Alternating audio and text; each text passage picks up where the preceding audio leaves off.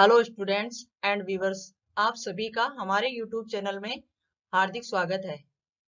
आज हम नया टॉपिक लेकर प्रस्तुत हुए हैं। आज मैं आपको क्लास 10th आरबीएससी का चैप्टर 13 जो कि नया है, स्त्री शिक्षा के विरोध में जो कुतर्क हैं उन कुतर्कों का खंडन, स्त्री शिक्षा के विरोधी कुतर्कों का खंडन नाम से ये जो पाठ लिखा गया है महावीर प्रसाद द्विवेदी के द्वारा।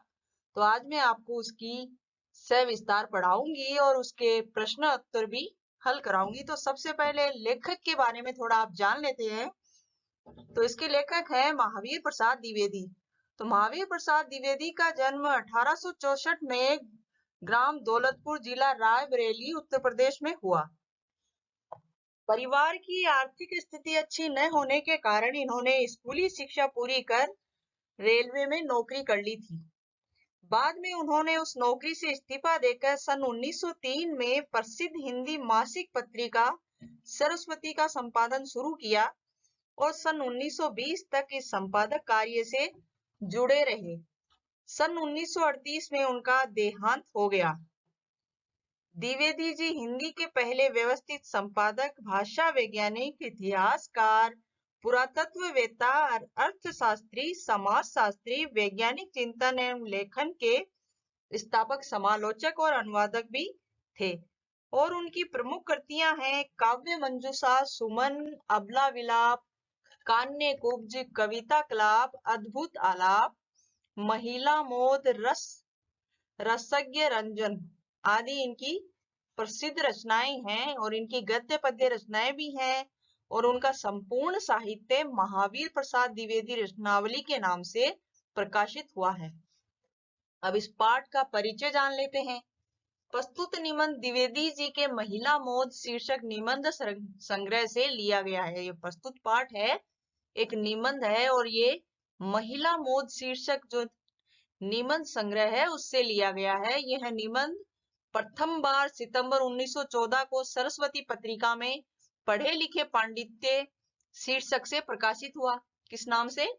पढ़े लिखे का पांडित्य। 21वीं शताब्दी में स्त्री शिक्षा, विज्ञान, सरकारी सेवा, निजी क्षेत्र, व्यापार एवं वाणिज्य सहित सभी क्षेत्रों में पुरुष के कंधे से कंधा मिलाकर समाज निर्माण एवं विकास में अपना योगदान दे रही है।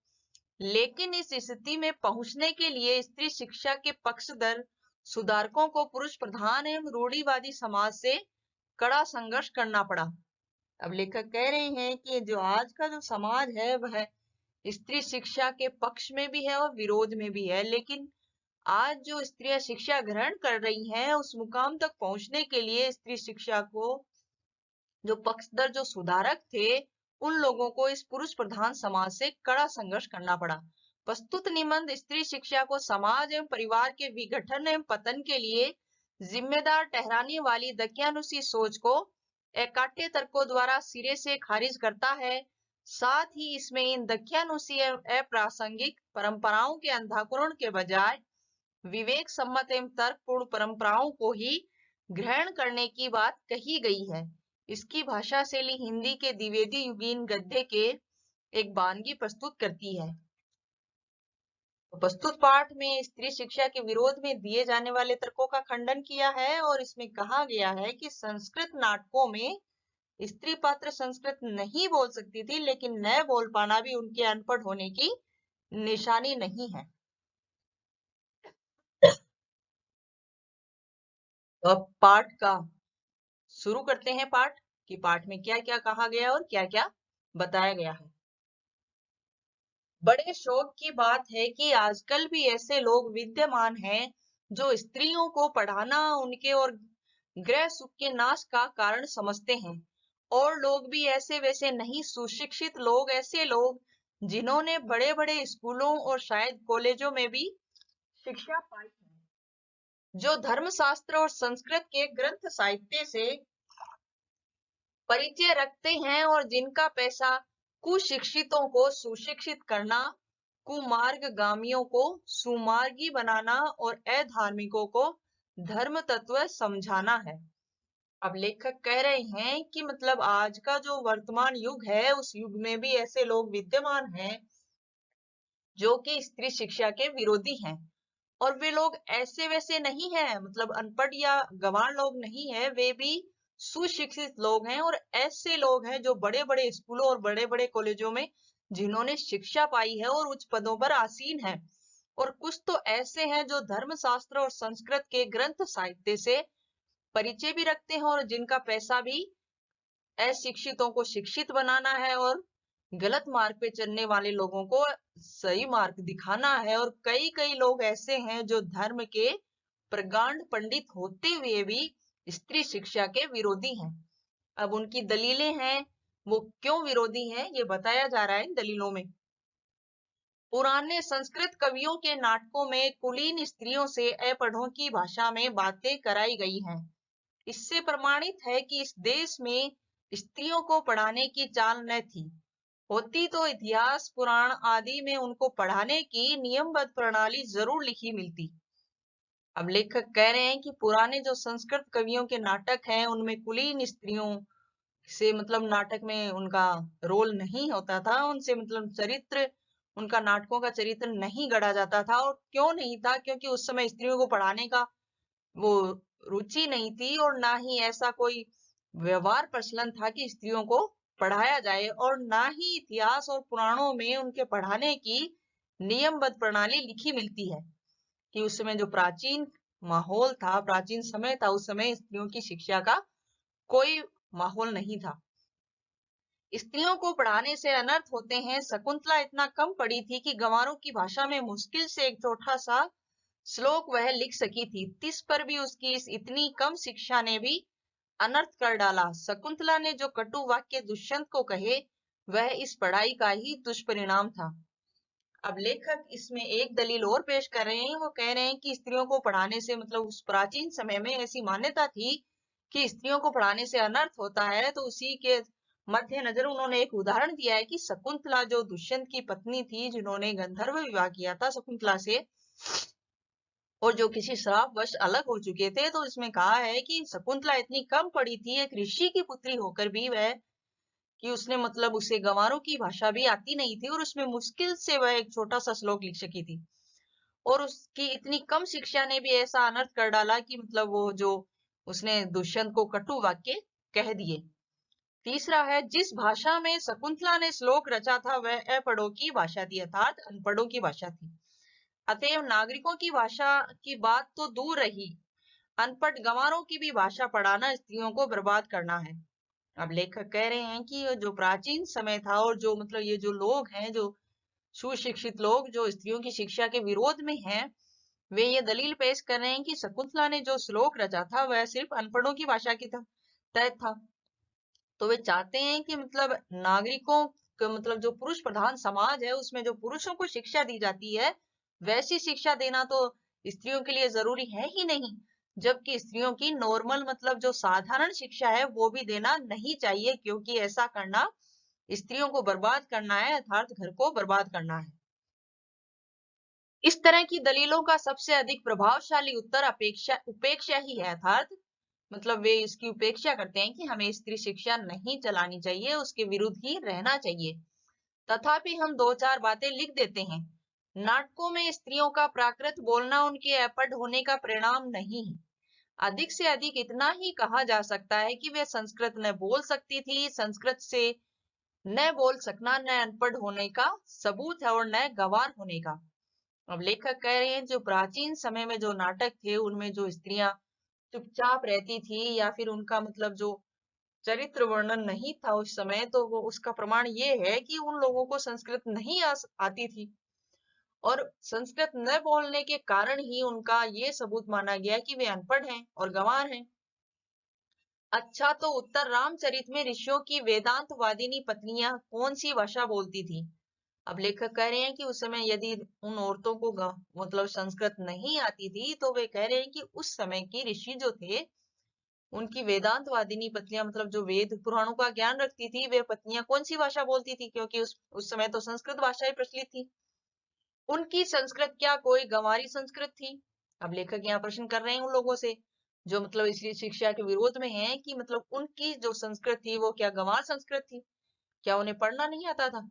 भवभूति और कालिदास आदि के नाटक जिस जमाने के हैं, उस जमाने में शिक्षितों का समस्त समुदाय संस्कृत ही बोलता था। इसका प्रमाण पहले कोई दे या ले तब प्राकृत होने वाली बोलने वाली स्त्रियों को अपढ़ बताने का साहस करे। इसका क्या सबूत है कि उस जमाने में बोलचाल की भाषा प्राकृत न थी? सबूत तो प्राकृत के चलन के ही मिलते हैं। प्राकृत यदि उस समय की प्रचलित भाषा न होती तो बौद्धों तथा जैनों के हजारों ग्रंथ उसमें क्यों लिखे जाते और भगवान शाक्य मुनि तथा उनके चेले प्राकृत ही में क्यों उपदेश देते?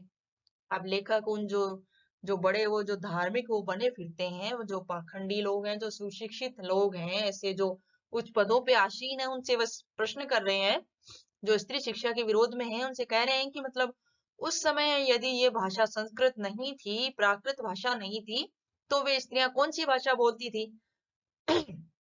और यदि वे संस्कृत ना बोलती थी तो प्राकृत भाषा बोलती होंगी। लेकिन ये भाषा बोलने की जो प्राकृत भाषा है, उसके जो चलन मिलते हैं उस समय के, तो यदि वो भाषा नहीं आती थी तो वे इसका मतलब वे अनपढ़ थी। और यदि ये भाषा है प्राकृत, तो इसका सबूत ये है कि मतलब वे औरतें पढ़ी लिखी थी और उस भाषा का ज्ञान रखती थी। और ये कहा नहीं जा सकता कि प्राकृत भाषा उस समय प्रचलित भाषा नहीं थी, क्योंकि यदि ये प्रचलित भाषा नहीं होती तो बौद्धों और जैनों के जो हजारों ग्रंथ उसमें लिखे गए हैं, वे प्राकृत भाषा में नहीं लिखे होते। और जो शाक्य मुनि हैं, उनके चेले प्राकृत भाषा में ही उपदेश क्यों देते? बौद्धों के त्रिपिटक ग्रंथ की रचना प्राकृत में किए जाने का एकमात्र कारण यही है कि उस जमाने में प्राकृत ही सर्वसाधारण की भाषा थी। अब लेखक आगे कह रहे हैं कि जो बौद्धों के त्रिपिटक ग्रंथ हैं, उनकी रचना भी प्राकृत भाषा में की गई है और इसका एकमात्र कारण यही था कि उस जमाने में जिस प्रकार इस समय में हिंदी प्रचलित है, उसी प्रकार उसमें प्राकृत भाषा प्रचलित थी और वह सर्वसाधारण की भाषा थी। अतएव प्राकृत बोलना और लिखना अपढ़ और अशिक्षित होने का चिन्ह नहीं है। जिन पंडितों ने गाथा सप्तशती, सेतुबंध महाकाव्य और कुमारपाल चरित्र आदि ग्रंथ प्राकृत में बनाए हैं, वे यदि अपढ़ और गंवार थे तो हिंदी के प्रसिद्ध से भी प्रसिद्ध अखबार का संपादक इस जमाने में अपढ़ और गंवार कहा जा सकता है, क्योंकि वह अपने जमाने की प्रचलित भाषा में अखबार लिखता है। हिंदी, बांग्ला आदि भाषाएं आजकल की प्राकृत हैं। सोरसेनी, मागधी, महाराष्ट्री और पाली आदि भाषाएं उस जमाने की थी। प्राकृत पढ़कर भी उस जमाने में लोग उसी तरह सभ्य, शिक्षित और पंडित हो सकते हैं, जिस तरह की हिंदी, बांग्ला, मराठी आदि भाषाएं पढ़कर उस जमाने में हम हो सकते हैं। फिर प्राकृत बोलना अपढ़ होने का सबूत है, यह बात कैसे मानी जा सकती है? अब लेखक कह रहे हैं कि जिस प्रकार उस समय में प्राकृत भाषा प्रचलित थी और उन लोगों ने बहुत से ग्रंथ लिखे, जैसे गाथा सप्तशती, सेतुबंध महाकाव्य और कुमारपाल चरित्र, ये सभी ग्रंथ प्राकृत भाषा में लिखे गए थे। और यदि ये प्रचलित नहीं थे और उस भाषा में नहीं लिखे जाते, तो इसका मतलब ये थोड़े था कि वे अपढ़ और गंवार थे, लेकिन इस भाषा में लिखने के कारण वे लोग सभ्य और शिक्षित थे। अब जिस प्रकार इस जमाने में हिंदी भाषा प्रचलित है और उसी भाषा में अखबार लिखे जाते हैं, तो ये नहीं कह सकते कि उस भाषा को मतलब उस अखबार का जो संपादक है वो इस समय या इस जमाने में अनपढ़ और गंवार कहा जा सकता है, क्योंकि वह अपने जमाने की प्रचलित भाषा में ही अखबार लिखता है। और उसी प्रकार हिंदी और बांग्ला आदि भाषाएं भी आजकल की प्राकृत भाषाएं हैं और सोरसेनी, मागधी, महाराष्ट्र और पाली भाषाएं उस जमाने की थी। अब जिस प्रकार प्राकृत पढ़कर उस जमाने में लोग उसी तरह सभ्य, शिक्षित और पंडित हो सकते थे, उसी तरह हम लोग भी हिंदी, बंगला और मराठी आदि भाषाएं पढ़कर इस जमाने में शिक्षित हो सकते हैं। तो फिर प्राकृत भाषा बोलना अनपढ़ होने का सबूत नहीं है। अनपढ़ होने का सबूत है, इस बात को कैसे मान लिया जाए? लेखक उन लोगों से पूछ रहे हैं, जिस समय आचार्यों ने नाट्य शास्त्र संबंधी नियम बनाए थे, उस समय सर्वसाधारण की भाषा संस्कृत न थी। चुने हुए लोग ही संस्कृत बोलते या बोल सकते थे। इसी से उन्होंने उनकी भाषा संस्कृत और दूसरे लोगों तथा स्त्रियों की भाषा प्राकृत रखने का नियम कर दिया। पुराने जमाने में स्त्रियों के लिए कोई विश्वविद्यालय न था, फिर नियमबद्ध प्रणाली का उल्लेख आदि पुराणों में न मिले तो क्या आश्चर्य। और उल्लेख उसका कहीं रहा हो पर नष्ट हो गया हो तो पुराने जमाने में विमान उड़ते थे, बताइए उनके बनाने की विद्या सिखाने वाला कोई शास्त्र। बड़े बड़े जहाजों पर सवार होकर लोग द्वीपांतरों को जाते थे, दिखाइए जहाज बनाने की नियम प्रणाली के दर्शक ग्रंथ। पुराण आदि में विमानों और जहाजों द्वारा की गई यात्राओं के हवाले देकर उनका अस्तित्व तो हम बड़े गर्व से स्वीकारते हैं, परंतु अब पुराने ग्रंथों में अनेक प्रगल्भ पंडिताओं के नाम उल्लेख देखकर भी कुछ लोग भारत की तत्कालीन स्त्रियों को मूर्ख, अपढ़ और गंवार बताते हैं। अब लेखक कह रहे हैं कि जिस प्रकार प्राचीन जमाने में स्त्रियों के लिए कोई महाविद्यालय नहीं था और न ही कोई नियमबद्ध प्रणाली थी कि उनका इस वर्णन पुराणों में मिले, तो इसमें कोई आश्चर्य नहीं है, क्योंकि उस समय उसका उल्लेख नहीं रहा होगा या फिर उसे नष्ट कर दिया होगा। तो अब एक लेखक एक उदाहरण दे रहे हैं कि जैसे पुराने जमाने में विमान उड़ते थे, लेकिन उन विमानों को उड़ाने की और बनाने की जो विद्या थी वैसा कोई शास्त्र नहीं है, क्योंकि वो नष्ट है। लेकिन लिखा तो गया था, यदि लिखा नहीं जाता तो लोग विमान कैसे बनाते। और उसी प्रकार जैसे बड़े बड़े जहाजों पर सवार होकर लोग अनेक द्वीपांतरों में मतलब अनेक द्वीपों पे जाते, तो इस जहाज बनाने की भी नियमबद्ध प्रणाली के दर्शक ग्रंथ नहीं है। जिस प्रकार पुराणों में मतलब प्राचीन समय में विमान और जहाजों के बनाए जाने की वो विधि नहीं है, लेकिन फिर भी हम उसे स्वीकार करते हैं कि वैसा था, उसी प्रकार पुराने ग्रंथों में अनेक प्रगल्भ मतलब अनेक वाचाल पंडिताओं मतलब जो स्त्री पंडित थी उनका उल्लेख देखकर भी कुछ लोग भारत की तत्कालीन स्त्रियों को मूर्ख और अनपढ़ गंवार बताते हैं, क्योंकि वे तो मतलब अनपढ़ थी। इस तर्क शास्त्र ज्ञाता और इस न्यायशीलता की बलिहारी वेदों को प्राय सभी हिंदू ईश्वरकृत मानते हैं। अब लेखक कह रहे हैं कि इस तर्क का कोई औचित्य नहीं है कि जो लोग समझना ही नहीं चाहते कि स्त्री शिक्षा जरूरी है, आवश्यक है, लेकिन फिर भी वे स्त्री शिक्षा के विरोध में खड़े हैं, तो उनके लिए इस तर्क का कोई महत्व नहीं है। और ये कह रहे हैं कि हम सभी प्राय हिंदू, जितने भी हिंदू हैं, वे वेदों को प्राय ईश्वर कृत अर्थात ईश्वर के द्वारा प्रदान किया मानते हैं। सो ईश्वर तो वेद मंत्रों की रचना अथवा उनका दर्शन विश्ववरा आदि स्त्रियों से करावे और हम उन्हें ककहरा पढ़ाना भी पाप समझे। अब लेखक कह रहे हैं कि जो ईश्वर द्वारा बनाए वेद मंत्र हैं उनकी रचना, उनका दर्शन जो प्रसिद्ध स्त्रियां हैं विश्ववरा आदि स्त्रियों से कराना चाहते हैं ईश्वर, लेकिन फिर भी हम यहाँ स्त्री शिक्षा को जो वर्तमान युग है उसमें पढ़ाना भी पाप समझा जा रहा है।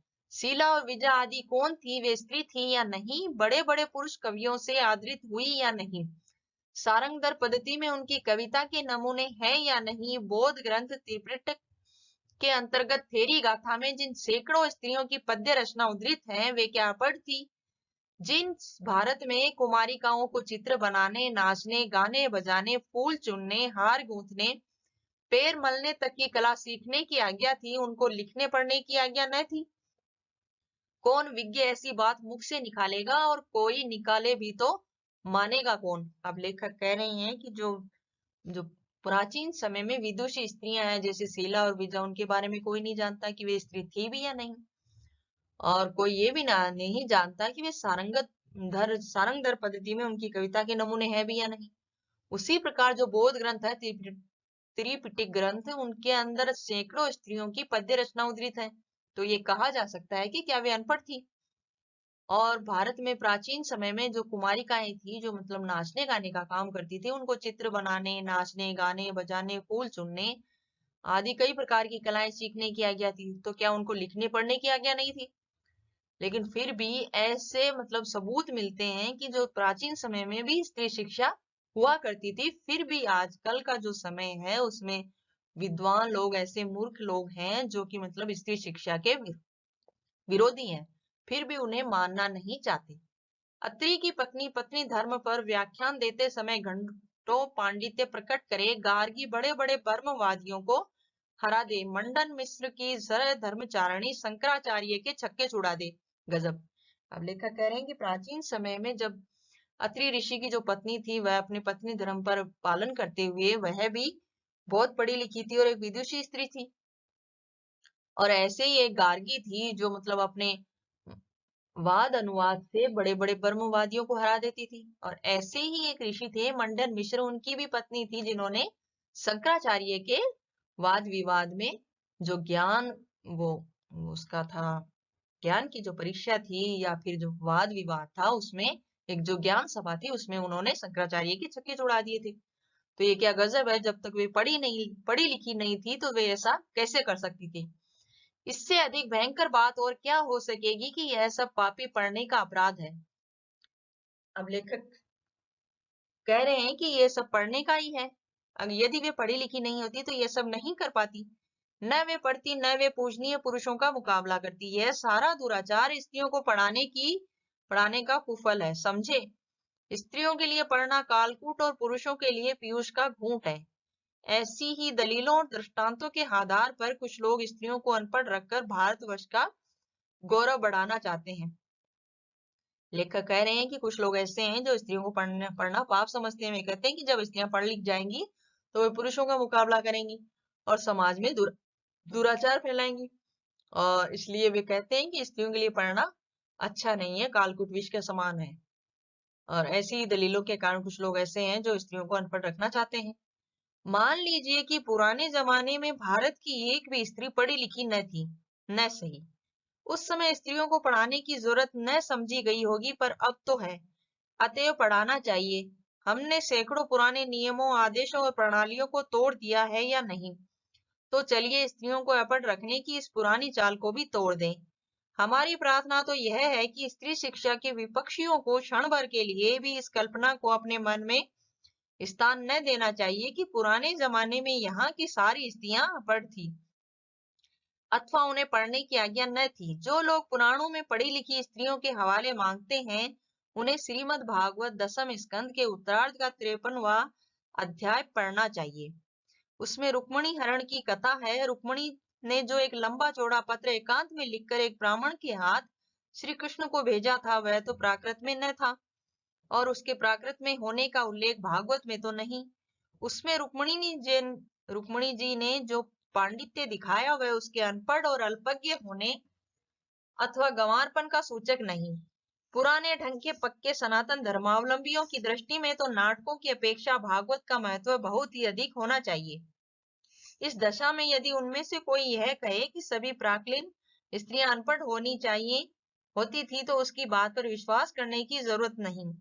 भागवत की बात यदि पुराणकार या कवि की कल्पना मानी जाए तो नाटकों की बात उससे भी गई बीती समझी जानी चाहिए। अब लेखक कह रहे हैं कि जो पुराने जमाने में यदि स्त्री पढ़ी लिखी न थी तो नहीं सही, लेकिन जो वर्तमान युग है उसमें स्त्रियों को पढ़ाने की जरूरत है। और हमें इन पुरानी जो सैकड़ों साल पुराने जो नियम थे, जब उन्हें तोड़ दिया गया है तो इस नियम को भी तोड़ देना चाहिए कि स्त्रियों को अनपढ़ रखा जाए। अब लेखक आगे कह रहे हैं कि मैं तो यही प्रार्थना कर रहा हूँ कि जो स्त्री शिक्षा के विरोधी हैं उनको ये इस कल्पना को अपने मन में स्थान भी नहीं देना चाहिए कि पुराने जमाने में यहाँ की स्त्रियां अनपढ़ थी और उन्हें पढ़ने की आज्ञा नहीं थी। लेकिन जो लोग पुराणों में पढ़ी लिखी स्त्रियों के हवाले मांगते हैं तो उनको वो सूत्रधार बनाकर वे कह रहे हैं कि जो श्रीमद् भागवत गीता है उसका जो दसम स्कंद है उसके उत्तरार्ध का 53वां अध्याय है जिसमें रुक्मणी हरण की कथा है। तो उसमें रुक्मणी ने एक जो पत्र लिखा था श्री कृष्ण को, तो यदि वे पढ़ी लिखी नहीं होती तो वे पत्र नहीं लिख पाती थी और ये उसके गंवारपन होने का सूचक होता।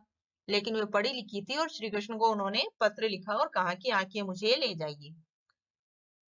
अब भागवत की बात यदि पुराणकार या कवि की कल्पना मानी जाए तो नाटकों की बात तो उससे भी गई बीती समझी जानी चाहिए। अब लेखक कह रहे हैं कि भागवत गीता की बात यदि कवि कल्पना मान लेते हैं तो ये जो नाटक हैं जो बन रहे हैं वर्तमान में, ये तो उससे भी ज्यादा खराब है।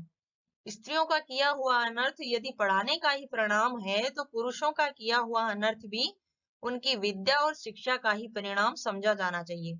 अब लेखक इस बात के जरिए कह रहे हैं, इस वाक्य के जरिए, कि यदि स्त्रियां कुछ गलत करती हैं तो वे कहते हैं कि ये पढ़ी लिखी और शिक्षित है, इसी का दुष्परिणाम है। तो पुरुष भी तो गलत करते हैं, तो पुरुषों का जो गलत कार्य किया जाता है, कुछ अनर्थ किया जाता है, तो वे भी यही समझा जाना चाहिए कि यह उनकी विद्या और शिक्षा का परिणाम है। बम के गोले फेंकना नर हत्या करना, डाके डालना, चोरियां करना, घूस लेना, ये सब यदि पढ़ने लिखने का ही परिणाम हो तो सारे कॉलेज, स्कूल और पाठशालाएं बंद हो जानी चाहिए। परंतु विक्षिप्तों, वाद व्यथितों और ग्रहग्रस्तों के सिवा ऐसी दलीलें पेश करने वाले बहुत ही कम मिलेंगे। शकुंतला ने दुष्यंत को कटु वाक्य कहकर कौन सी अस्वाभाविकता दिखाई? क्या वह यह कहती कि आर्यपुत्र शाबाश, बड़ा अच्छा काम किया जो मेरे साथ गंधर्व विवाह करके मुकर गए। नीति, न्याय, सदाचार और धर्म की आप प्रत्यक्ष मूर्ति हैं। पत्नी पर घोर से घोर अत्याचार करके जो उससे ऐसी आशा रखते हैं, वे मनुष्य स्वभाव का किंचित भी ज्ञान नहीं रखते। सीता से अधिक साध्वी स्त्री नहीं सुनी गई। जिस कवि ने शकुंतला नाटक में अपमानित हुई शकुंतला से दुष्यंत के विषय में दुर्वाक्य कहाया, उसी ने परित्यक्त होने पर सीता से रामचंद्र के विषय में क्या कहाया, सुनिए। अब लेखक कह रहा है कि नर हत्या करना, चोरी, डाके, घूस लेना, ये सब जो आजकल वर्तमान में चल रहा है, यदि समझा जाए तो ये सारे कॉलेज और स्कूलों में ही होता है। और यदि ये मान लिया जाए कि ये सब परिणाम कॉलेज और स्कूलें के द्वारा ही होता है तो सारी पाठशालाएं और स्कूलें बंद हो जाएंगी। परंतु शिक्षितों और बात व्यथितों और ग्रहग्रस्तों के सिवा ऐसी दलीलें पेश करने वाले बहुत ही कम मिलेंगे। अब लेखक कह रहे हैं कि शकुंतला ने दुष्यंत के कटु वाक्य कहकर कौन सी अस्वाभाविकता दिखाई? तो वह कह रहे हैं कि जब दुष्यंत ने शकुंतला को स्वीकार करने से मना कर दिया, उन्हें पहचानने से इनकार कर दिया, तो शकुंतला तो यही कहेगी ना कि उन्होंने जो कुछ भी किया वह गलत किया। और इसी को आधार मानकर सीता ने जो मतलब जब श्री राम ने सीता का परित्याग कर दिया, उस समय सीता ने रामचंद्र को जो वाक्य कहे वे इस प्रकार हैं। वाच्य स्तत्वा मदत जनात स राजा, वहो विशुदामति यत समक्षम, मां लोकवाद श्रवण दहासी श्रुतस्य तत्विकमं सदृश्य कुलस्य। वे कह रही हैं, लक्ष्मण जरा उस राजा से कह देना कि मैंने तो तुम्हारी आंख के सामने ही आग में कूदकर अपनी विशुद्धता साबित करती थी, तिस पर भी लोगों के मुख से निकला मिथ्यावाद सुनकर ही तुमने मुझे छोड़ दिया। क्या यह बात तुम्हारे कुल के अनुरूप है, अथवा यह तुम्हारी विद्वता या महत्वता को शोभा देने वाली है? सीता का यह संदेश कटु नहीं तो क्या मीठा है? राजा मात्र कहकर उनके पास अपना संदेशा भेजा। यह उक्ति न किसी गंवार स्त्री की, किंतु महाब्रह्म ज्ञानी राजा जनक की लड़की और मनवादी महर्षियों के धर्म शास्त्रों का ज्ञान रखने वाली रानी की थी। रानी को नरपश्य वर्णाश्रम पालनम यत स एव धर्मो मनुना प्रणीत। सीता की धर्म शास्त्र ज्ञाता का यह प्रमाण वहीं आगे चलकर कुछ ही दूर पर कवि ने दिया है। सीता परित्याग के कारण वाल्मीकि के समान शांत, नीतिज्ञ और क्षमाशील तपस्वी तक ने असत्यवेव मनु भर्ताग्रजे में कहकर रामचंद्र पर क्रोध प्रकट किया। अब सीता के जरिए जो वाक्य कहे गए वे तो इसके जरिए लेखक कहना चाहते हैं इस उदाहरण को प्रस्तुत करके कि सीता उस समय की बड़ी ही पढ़ी लिखी और विदुषी स्त्री थी, और यदि वे ऐसी नहीं होती तो ऐसा वाक्य बिल्कुल भी नहीं कह सकती थी। अतएव शकुंतला की तरह अपने परित्याग को अन्याय समझने वाली सीता का रामचंद्र के विषय में कटु वाक्य कहना सर्वथा स्वाभाविक है। न यह पढ़ने लिखने का परिणाम है, न गंवारपन का, न कुलीनता का। पढ़ने लिखने में कोई स्वयं ऐसी बात नहीं जिसे अनर्थ हो सके। अनर्थ का बीज उसमें हरगिज नहीं। अनर्थ पुरुषों से भी होते हैं, अपढ़ों और पढ़े लिखे दोनों से। अनर्थ दुराचार और पापाचार के कारण और ही होते हैं, और वे व्यक्ति विशेष का चाल चलन देखकर जाने भी जा सकते हैं। अतएव स्त्रियों को अवश्य पढ़ाना चाहिए। अब लेखक कह रहे हैं कि जो ये सब हुआ, ये सब अनर्थ नहीं हो सकता, क्योंकि पढ़ने लिखने में ऐसी कोई बात नहीं है जिससे अनर्थ हो, और अनर्थ का बीज उसमें हरगिज नहीं। अनर्थ पुरुषों से भी होते हैं और स्त्रियों से भी होते हैं, लेकिन इसका मतलब ये नहीं कि अनपढ़ और पढ़े लिखे लोगों से दोनों से अनर्थ नहीं हो सकते। अनर्थ दुराचार और पापाचार के कारण होते हैं, और वे व्यक्ति विशेष का चाल चलन देखकर भी जाने जा सकते हैं। इसलिए अनर्थ का कारण जानकर स्त्रियों को पढ़ाना नहीं चाहिए, ये बात सिद्ध नहीं होती। इसलिए स्त्रियों को अवश्य पढ़ाना चाहिए। जो लोग यह कहते हैं कि पुराने जमाने में यहाँ स्त्रियां न पढ़ती थी अथवा उन्हें पढ़ने की मुमानियत थी, वे या तो इतिहास की इससे अभिज्ञता नहीं रखते या जानबूझकर लोगों को धोखा देते हैं। समाज की दृष्टि में ऐसे लोग दंडनीय हैं। अब लेखक कह रहे हैं कि जो लोग पुराने जमाने की दुहाई देकर कहते हैं कि स्त्रियों को पढ़ाना नहीं चाहिए, वे लोग या तो इतिहास से अनभिज्ञ हैं या फिर जानबूझकर लोगों को धोखा दे रहे हैं और जानबूझकर ही चाह रहे हैं कि स्त्रियां नहीं पढ़ें। लेकिन समाज की दृष्टि में ऐसे लोग दंडनीय हैं, दंड के पात्र हैं, क्योंकि स्त्रियों को निरक्षर रखने का उपदेश देना समाज का अपकार और अपराध करना है, समाज की उन्नति में बाधा डालना है। अब लेखक कह रहे हैं कि यदि स्त्रियां निरक्षर होंगी, अशिक्षित होंगी, तो ये समाज की उन्नति में बाधा होगी और ऐसे लोगों का जो स्त्रियों की शिक्षा के विपक्ष में है, उन लोगों का सम्मान नहीं करना चाहिए बल्कि उन्हें दंड देना चाहिए, क्योंकि वे अपकार और अपराधी होते हैं। शिक्षा बहुत व्यापक शब्द है, उसमें सीखने योग्य अनेक विषयों का समावेश हो सकता है।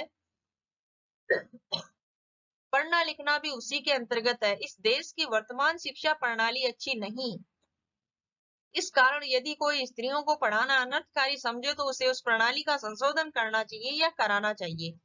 खुद पढ़ने लिखने को दोष न देना चाहिए। लड़कों ही की शिक्षा प्रणाली कौन सी बड़ी अच्छी है? प्रणाली बुरी होने के कारण क्या किसी ने यह राय दी है कि सारे स्कूल और कॉलेज बंद कर दिए जाएं? आप किसी से लड़कियों और स्त्रियों की शिक्षा प्रणाली का संशोधन कीजिए, उन्हें क्या पढ़ाना चाहिए, कितना पढ़ाना चाहिए, किस तरह की शिक्षा देना चाहिए और कहां पर देना चाहिए। घर में या स्कूल में इन सब बातों पर बहस कीजिए, विचार कीजिए, जी में आवे सो कीजिए, पर परमेश्वर के लिए यह न कहिए कि स्वयं पढ़ने लिखने में कोई दोष है, वह अनर्थकर है, वह अभिमान का उत्पादक है, वह ग्रह सुख का नाश करने वाला है, ऐसा करना 16 आने मिथ्या है। अब लेखक इन पंक्तियों में कह रहे हैं कि जो वर्तमान समाज है, इसकी शिक्षा प्रणाली है वह बुरी है, उसमें दोष है, लेकिन फिर भी हमें ऐसा सोचना चाहिए कि लड़के और लड़कियों के लिए जो शिक्षा प्रणाली अच्छी है, उसका संचालन होना चाहिए, उसका संशोधन होना चाहिए और यह होना चाहिए कि उन्हें क्या पढ़ाना चाहिए, किस तरह की शिक्षा देनी चाहिए और कहाँ पढ़ाना चाहिए। इन सब बातों पर हमें विचार करना चाहिए और परमेश्वर के लिए वे प्रार्थना कर रहे हैं कि मैं भगवान से यह प्रार्थना करता हूँ कि ऐसा विचार बिल्कुल मन में नहीं लाए कि पढ़ने लिखने से ही स्त्रियों में ये दोष उत्पन्न होता है, जबकि पढ़ने लिखने से स्त्रियां अपने दोषों और को सुधारती हैं और अपने गुणों का प्रावलंबन करती हैं और उन्हीं की स्त्री शिक्षा के कारण ही समाज में उन्नति संभव है, क्योंकि स्त्रियां शिक्षित होगी तो समाज शिक्षित होगा और समाज शिक्षित होने के कारण उन्नति होगी। अब इसके कठिन शब्दार्थ, दलीलें, तर्क, एपडो अनपढ़ या निरक्षर, वेदांतवादिनी वेदांत दर्शन पर बोलने वाली, दर्शक ग्रंथ जानकारी देने वाली पुस्तक, तर्क शास्त्र ज्ञाता तर्क शास्त्र को जानने वाली, खंडन दूसरे मत का युक्तिपूर्वक निराकरण, प्रगल्भ प्रतिभावान, नामोल्लेख नाम का उल्लेख करना, आदृत आदर पाया या सम्मानित, विज्ञ जानकार या विद्वान, ब्रह्मवादी वेद पढ़ाने वाला, दुराचार बुरा आचरण, सधर्मचारिणी पत्नी, कालकुट जहर, पीयूष अमृत, दृष्टांत उदाहरण, अल्पज्ञ थोड़ा जानने वाला, प्राकालीन प्राचीन समय की पुरानी, व्याभिचार कुत्सित आचरण, विक्षिप्त पागल, बात व्यतीत बातों से दुखी होने वाले, ग्रहग्रस्त पाप ग्रह से प्रभावित, किंचित थोड़ा, दुर्वाक्य निंदा करने वाला वाक्य, परित्यक्त पूरे तौर पर छोड़ा हुआ या परित्याग किया हुआ, मिथ्यावाद झूठी बात, कलंकारोपण दोष मंडना, निर्भरतर्शना तिरस्कार या निंदा, नीतिज्ञ नीति जानने वाला, मुमानियत रोक या मनाही, अभिज्ञता जानकारी या ज्ञान, अपकार अहित। अब इस पाठ के प्रश्न उत्तर, वस्तुनिष्ठ प्रश्न में पहला प्रश्न है, महावीर प्रसाद द्विवेदी ने किस पत्रिका का संपादन किया? तो इसमें सही उत्तर है घ सरस्वती का। प्रश्न नंबर 2, शकुंतला ने किस भाषा में श्लोक कहा? तो इसका सही उत्तर है ख प्राकृत भाषा में। अति लघुतरात्मक प्रश्न, प्रश्न नंबर 1, बौद्ध धर्म के त्रिपिटक ग्रंथ की भाषा क्या है? तो बौद्ध धर्म के त्रिपिटक ग्रंथ की भाषा प्राकृत है। प्रश्न नंबर 2, रुक्मणी हरण की कथा कहाँ मिलती है? रुक्मणी हरण की कथा श्रीमद् भागवत पुराण के 10वें स्कंद में मिलती है। प्रश्न नंबर 3, पाठ में आए प्राचीन कालीन विदुषी महिलाओं के नाम लिखिए। इसका उत्तर है, पाठ में आई विदुषी महिलाओं के नाम है शीला, विद्या, अनुसुया, गार्गी इत्यादि। प्रश्न नंबर 4, शकुंतला ने दुष्यंत के विषय में दुर्वाक्य क्यों कहे? इसका उत्तर है शकुंतला के साथ राजा दुष्यंत ने गांधर्व विवाह किया था, किंतु बाद में उसको पहचानने से भी मना कर दिया था। इससे कुपित और अपमानित होकर शकुंतला ने उनसे दुर्वचन कहे थे। प्रश्न नंबर 5, नाट्य शास्त्र संबंधी नियमों में स्त्री पात्रों के लिए कौन सी भाषा निर्धारित की गई है? नाट्य शास्त्र संबंधी नियमों में स्त्री पात्रों के लिए प्राकृत भाषा निर्धारित की गई है। लघुत्रात्मक प्रश्न। प्रश्न नंबर 1, नाटकों में स्त्रियों द्वारा प्राकृत बोलना उसके अपढ़ होने का प्रमाण नहीं है, स्पष्ट कीजिए। उत्तर है, जिस समय आचार्यों ने नाट्य शास्त्र के नियम बनाए थे उस समय सभी लोग संस्कृत का प्रयोग नहीं करते थे। अधिकांश लोग प्राकृत बोलते थे और वही जनभाषा थी। अतः उन्होंने स्त्रियों के संवाद संस्कृत में नहीं रखने का नियम बनाया। पुरुषों के संवाद संस्कृत में रखे जाते थे। प्रश्न नंबर 2, यह सारा दुराचार स्त्रियों के पढ़ाने का ही कुफल है। पंक्ति में निहित व्यंग्य को स्पष्ट कीजिए। उत्तर, गार्गी ने बड़े बड़े ब्रह्मवादियों के शास्त्रार्थ में छक्के छुड़ा दिए थे। पंडित मंडन मिश्र की पत्नी ने शंकराचार्य को निरुत्तर कर दिया था। यदि वे पढ़ी लिखी न होती तो विद्वान पुरुषों से तर्क वितर्क नहीं कर सकती थी। उपर्युक्त वाक्यों में इन विदुषी नारियों की प्रशंसा की गई है। ऐसी महिलाओं की शास्त्रार्थ करने की कुशलता को पढ़ाई के कारण होने वाला दुराचार बताने वालों की मूर्खता पर कठोर व्यंग्य किया गया है। प्रश्न नंबर 3, द्विवेदी जी ने स्त्री शिक्षा के समर्थन में कौन कौन से तर्क दिए हैं? द्विवेदी जी ने कहा है कि स्त्री शिक्षा देश और समाज की प्रगति में सहायक है। शिक्षा से कोई अनर्थ नहीं होता। यदि शकुंतला ने दुष्यंत तथा सीता ने राम के व्यवहार की निंदा की थी तो उसका कारण उनकी पढ़ाई नहीं थी। शिक्षा से यदि अनर्थ होता है तो वह पुरुषों की शिक्षा से भी होगा। यदि प्राचीन काल में स्त्री शिक्षा नहीं थी तो इस कारण वर्तमान में स्त्री शिक्षा का विरोध करना उचित नहीं है। निबंधात्मक प्रश्न। प्रश्न नंबर 1, महावीर प्रसाद द्विवेदी का यह निबंध उनकी दूरगामी और खुली सोच का परिचायक है, स्पष्ट कीजिए। उत्तर है, यह निबंध प्रथम बार सन 1914 में सरस्वती पत्रिका में प्रकाशित हुआ था। उस समय स्त्री शिक्षा की ओर ध्यान ही नहीं दिया जाता था। अनेक कुतर्कों द्वारा स्त्री शिक्षा का विरोध किया जाता था। महावीर प्रसाद द्विवेदी ने इस निबंध की रचना करके स्त्री शिक्षा के विरोधियों के कुतर्कों का खंडन किया है। द्विवेदी जी ने स्त्री शिक्षा को देश और समाज के लिए हितकर तथा आवश्यक मानते थे। वह स्त्रियों की शिक्षा को अनर्थकारी नहीं मानते थे। शिक्षा को सामाजिक विधान और घरेलू अशांति का कारण द्विवेदी जी ने नहीं माना है। द्विवेदी जी ने प्राचीन साहित्य और धर्म के ग्रंथों से उदाहरण देकर स्त्री शिक्षा का समर्थन किया है। वे कहते हैं कि यदि प्राचीन काल में स्त्री शिक्षा नहीं थी तो उसको आधार बनाकर वर स्त्रियों को शिक्षा से वंचित नहीं किया जा सकता। इस निबंध से पता चलता है कि वह खुली सोच के विचारक थे तथा उनकी दृष्टि दूर तक देखने में समर्थ थी। प्रश्न नंबर 2, स्त्री शिक्षा समाज के पतन का कारण नहीं वरन समाज के विकास की सीढ़ी है। इस कथन के आलोक में स्त्री शिक्षा पर अपने विचार लिखिए। इसका उत्तर अगले प्रश्न में है। समाज में केवल पुरुष ही नहीं होते, स्त्रियां भी होती हैं। यदि समाज को आगे बढ़ाना है तो उसको स्त्रियों को साथ लेकर चलना होगा। चूंकि समाज में स्त्रियां संख्या में आधी होती हैं, तो उनको शिक्षा न देना आधे समाज को पिछड़ा बनाए रखना है। समाज के उत्थान के लिए उसके सदस्यों को अच्छी और ऐसी शिक्षा मिलनी चाहिए जो उसको आगे बढ़ा सके। शिक्षा की समुचित व्यवस्था के बिना समाज प्रगति नहीं कर सकता। यह शिक्षा पुरुषों के साथ स्त्रियों को भी शिक्षा देनी चाहिए। संपूर्ण समाज तभी प्रगति करेगा जब स्त्रियां शिक्षित होगी। स्त्रियों को विभिन्न कार्य क्षेत्रों में कुशल बनाने के लिए उनको उचित शिक्षा दी जानी चाहिए। शिक्षा स्त्रियों को भी पुरुषों के समान विचारशील और समझदार बनाती है। वे कुशल प्रशासक, वैज्ञानिक, कलाकार आदि बनती हैं। परिवार, समाज तथा देश को उनकी शिक्षा से लाभ होता है। स्त्री शिक्षण से समाज का पतन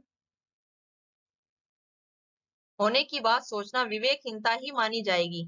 स्त्री शिक्षा के अभाव में